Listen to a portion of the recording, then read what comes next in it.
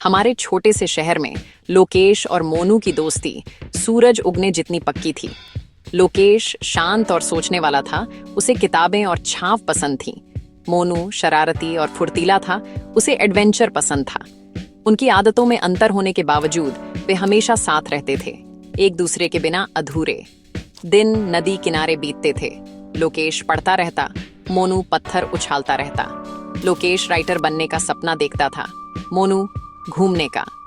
उन्होंने इन सपनों को साथ मिलकर पूरा करने का वादा किया। उनकी दोस्ती की सब तारीफ करते थे, जो विश्वास और बिना शर्त प्यार पर बनी थी। जब एक कमजोर पड़ता तो दूसरा आगे आता। लोकेश की शर्म के लिए मोनू की हिम्मत, मोनू की शरारत के लिए लोकेश का शांत स्वभाव। उनकी दोस्ती एक सेफ जगह थी, जहां वे पूरी तरह से खुद रह सकते थे। उन्होंने बच्चों जैसी शिद्दत से यकीन किया कि उन्हें कोई कभी अलग नहीं कर सकता। कॉलेज नई चुनौतियां लेकर आया, लेकिन लोकेश और मोनू ने उनका सामना साथ मिलकर किया। शहर में एक छोटे से कमरे में रहते हुए लोकेश की किताबों और मोनू के मूवी पोस्टरों से उनका कमरा भरा रहता था। लोकेश देर रात तक पढ़ता था, मोनू चाय बनाता था और उसका हौसला बढ़ाता था।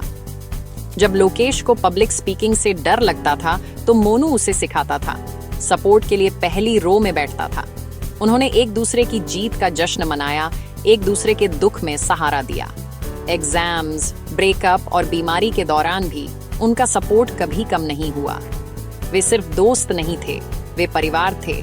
मानते थे कि कुछ भी उन्हें अलग नहीं कर सकता। उनकी दोस्ती अटूट लगती थी, परखी हुई पर कभी टूटी नहीं। लेकिन सबसे मजबूत रिश्ते भी टूट सकते हैं। अपने आखिरी साल में मोनू को एक पार्टी में बुलाया गया था। लोकेश ने सोचा कि वह भी जाएगा, लेकिन इनवाइट सिर्फ मोनू के लिए था। मोनू एक्साइटमेंट में यह बताना भूल गया। लोकेश को लगा कि उसे अकेला छोड़ दिया गया है। मोनू की इस बात से उसे दुख हुआ। उस रात उनकी रोज की हंसी की जगह खामोशी ने ले ली। लोकेश खामोश हो गया, मोनू कंफ्यूज हो गया और कोई भी नहीं जानता था कि इसे कैसे ठीक किया जाए। एक छोटी सी गलतफहमी असुरक्षा और दूरी की दीवार बन गई। लोकेश ज्यादातर अकेला रहने लगा। मोनू ने नए दोस्त बना लिए। कोई भी यह दरार नहीं चाहता था, लेकिन प्राइड और कंफ्यूजन ने उन्हें अलग रखा।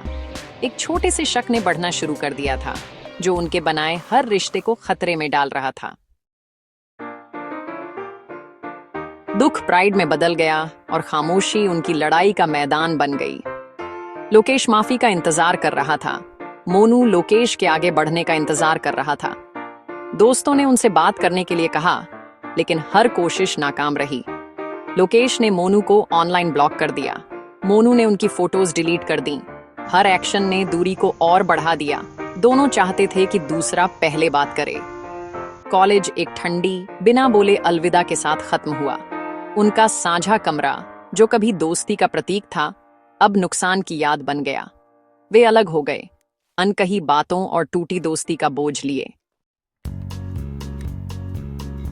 साल बीत गए। लोकेश एक राइटर बन गया, अपनी चाहत को दोस्ती की कहानियों में लिखता रहा। मोनू ने दुनिया घूमी, लेकिन हर एडवेंचर लोकेश के बिना अधूरा लगता था। दोनों एक दूसरे को मिस करते थे, लेकिन प्राइड ने उन्हें खामोश रखा। खबर आई, मोनू का परिवार विदेश जा रहा था।